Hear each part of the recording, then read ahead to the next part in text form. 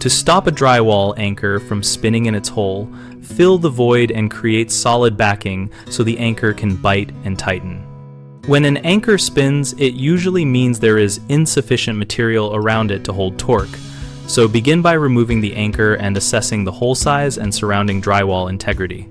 If the hole is larger than the anchor or the paper face of the drywall is torn, you will need to build up the backing. For a quick but reliable repair, use a wet repair disc or apply a quick drying joint compound into the hole. Press the anchor or a wooden dowel in to seat it, wait until the filler sets, then trim any flush protrusion and reinstall the anchor while hand tightening only until snug. If you choose a quick drying filler, work in small amounts and tap out any trapped air so the cavity is fully supported, and allow the full curing time recommended on the product before loading the anchor.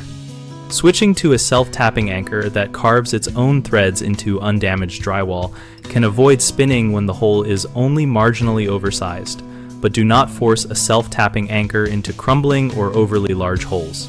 For very large or damaged holes, patch the area with a small piece of backing like a wood cleat or a mesh and joint compound, let it cure. Sand smooth, then re-drill to the correct diameter for the anchor you intend to use. Always test by gently applying increasing force before hanging the final fixture so you do not strip the repair after it cures.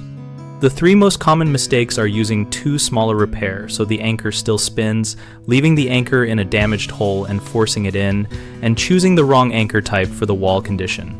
If the repair is too small, the anchor will still spin, so enlarge the patch area, refill with compound or use a repair disc, and allow full cure time. If the anchor is forced into a compromised hole, the drywall will crumble around it, so remove it, enlarge the opening slightly, and install a backing or use a larger diameter patch before reinstalling. If the anchor type is wrong for the situation, switch to a self-tapping anchor for intact drywall, switch to a toggle or molly style if you need greater shear strength across a hollow cavity, or patch and re-drill for solid anchor placement. BigHomeProjects.com connects homeowners with local contractors and provides resources specific to repairs like stopping a spinning drywall anchor. We list contractor profiles, homeowner reviews, and host a discussion community where we and others share step-by-step tips, product recommendations, and real project experiences.